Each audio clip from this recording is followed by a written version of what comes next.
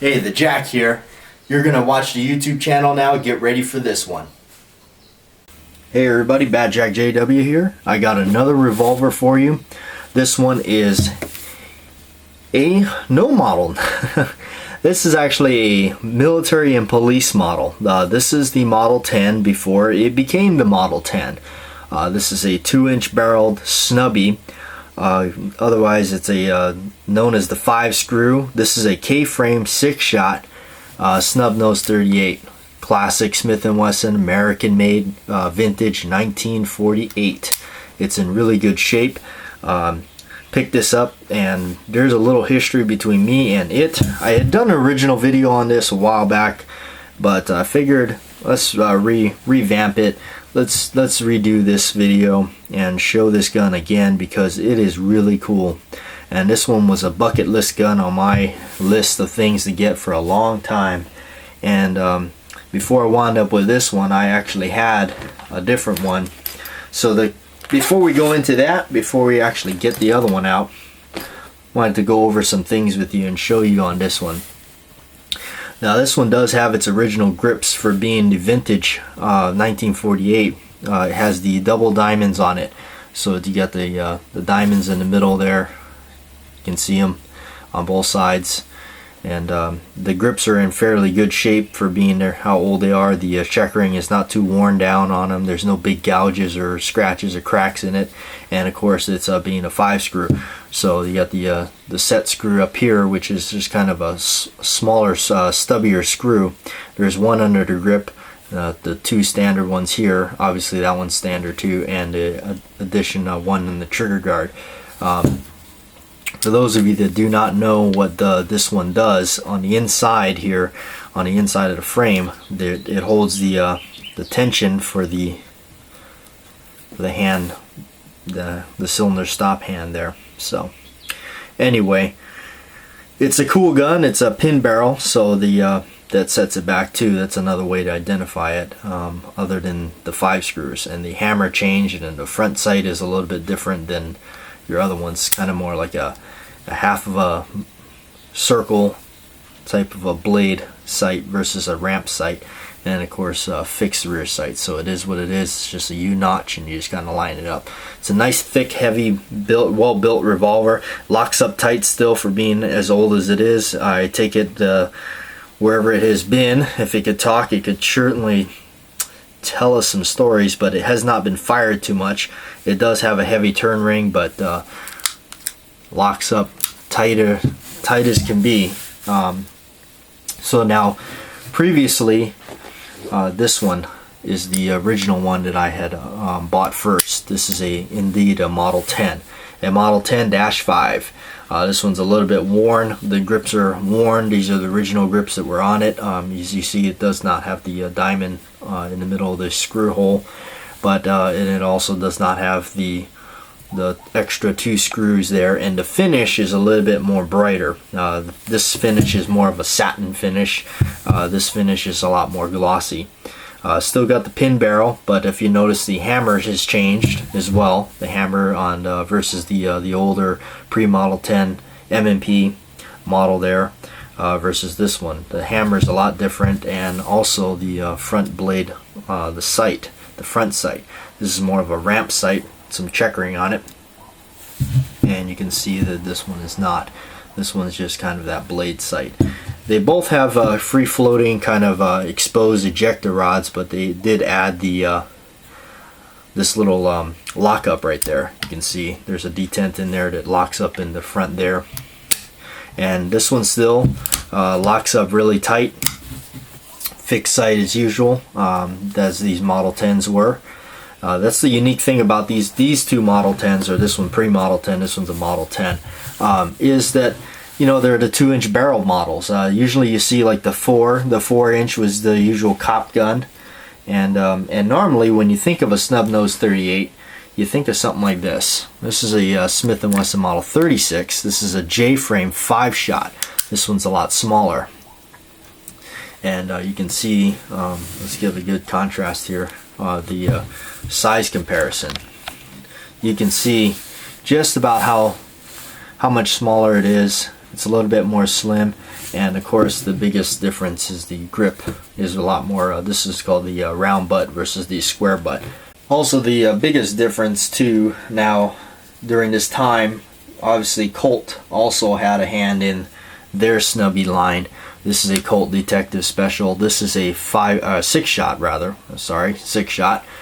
This is a pretty close frame size, but you can see here the ejector rod just kind of hangs out there, and a lot of times if they ever drop these, this would take a lick if it would hit in that direction, and would bend, and pretty much could seize up your cylinder and everything. But the other difference between them, I mean, aside from the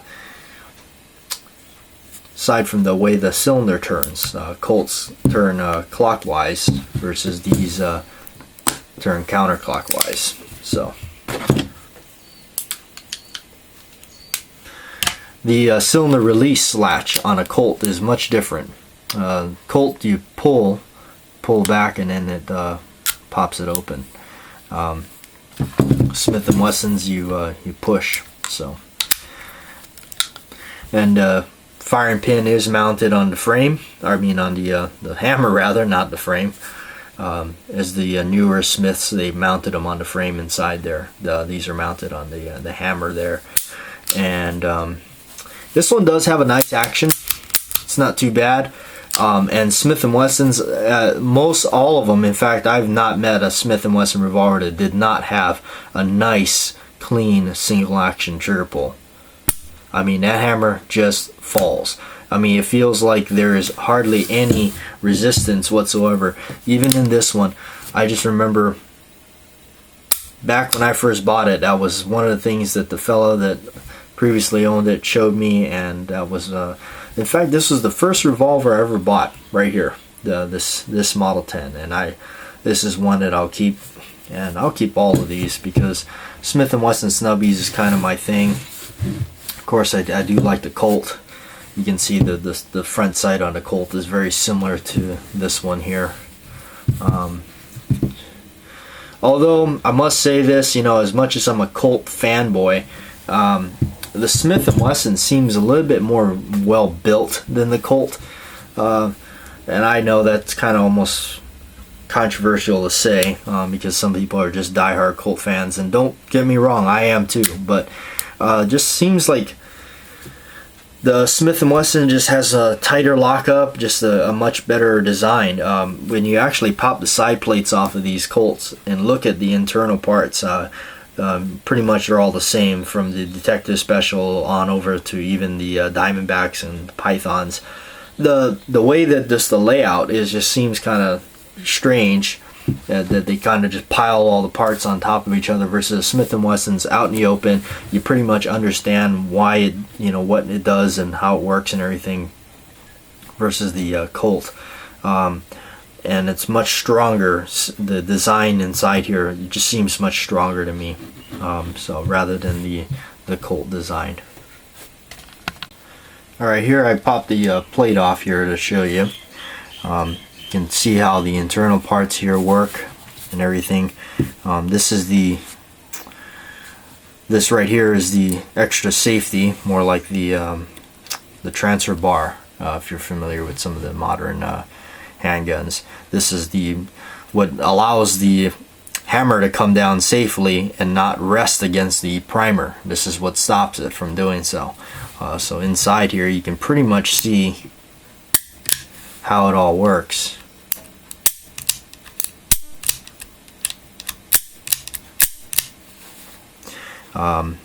It's pretty self-explanatory on how everything works in there. You can see everything moving around. So anyway, now if you look at the Colt in comparison, now notice how things are just more or less stacked up on one another. Colt uses a type of a spring here that is pushed on tension. It's like a V spring here, versus the Smith & Wesson is a leaf spring that curves up like this, which I think is a better design because, you know, this has a tendency to wear out, very much like noticing on the Python. For those of you that are familiar with the Python has a tendency to skip a shot in double action mode because the spring has gotten old and worn and kind of doesn't work as much as it used to, or it doesn't hit hard enough anymore. So, and Colt, you know, that you can see there's some of the things they've added, smaller parts and different types of things, you know. Some people like it, some people don't. So anyway, I remember hearing once from a fellow that told me that, well, that Colt Python would be the one that you would grab in a pinch to run. I mean, yeah, it's a good gun and everything, but you know what? No, I disagree. I would not be the gun I would grab, because a Python is more collectible, and as far as that, but the internal parts and everything on these Colts are just a little bit more finer tuned and can go out of tune a lot quicker. You know, a lot of people know that a 686 or whatever will outshoot a Python. Again, I'm not trying to bash Colt. It's just that believe me, I'm a Colt fan, but I just do feel in this perspective that the Smith & Wessons are a lot better engineered and better made. You know, another thing that I wanted to add to this in perspective while we got this open and looking at it, you know, in my profession, because I deal with gun folks and people that, you know, buy guns, and for the majority, 99% of them are well intelligent and educated people, but every now and then you get that 1% that really doesn't know what they're talking about. And I'm not saying I know everything, but you know, I know enough to at least you know, share some knowledge. And for those, you know, I met a person that you know, talking about a revolver and how simple it is, and yes, it is simple on the outside, and how, you know, you could, you know, throw it in the mud and get it all filled with sand and it will still work. Well, actually, if you take a look at the internal parts here, if you start getting things in there and sand and grit, you know, it could start affecting some stuff in there, as you can clearly see. Yeah, it's simple on the outside, but you know, you pop this side plate open and you start looking at the internal parts. You know, I mean, just to point out a couple of things. You know, here you have your spring. You have the connecting bar that actuates and keeps all the parts in line here with the hammer. Underneath there's another couple of levers that actuate the safety block for the firing pin. Here you have the cylinder release and the pin that holds the cylinder in place when it needs to be locked up. The cylinder rotation hand. Here's the trigger, and the trigger is actually connected to these little parts underneath here. You know, and so if you imagine getting all the sand and grit in there, you know, you can definitely see where problems are going to start to emerge. How this little piece has to line up on the side plate with that piece in there, and inside there's a little spring with a detent in there. So it's actually a quite complicated piece of equipment here. You know, it's not as simple as it seems on the outside. Most of these people never even pop the side plate off their revolver and taking a look. Especially like for me, if I'm going to buy a used revolver from somebody, I definitely want to take a look in underneath and see the side plate to see if we got any kind of rust or anything like that. So back to the original subject here, the pre-Model 10. As you can see, we got a little off topic, but you know, tried to show you a little bit of something different in this one. You know, and try to show you the internal parts on these revolvers and how they kind of work a little bit. And you know, anyway, we appreciate you watching, and please like, share, and subscribe. And that's going to be it for this review. And if you have any more questions about the pre-Model 10 or the Model 10, feel free to leave it in the comments. If I know, I will try to answer you. Anyway, Bad Jack JW, I'm out, and we'll catch you next time.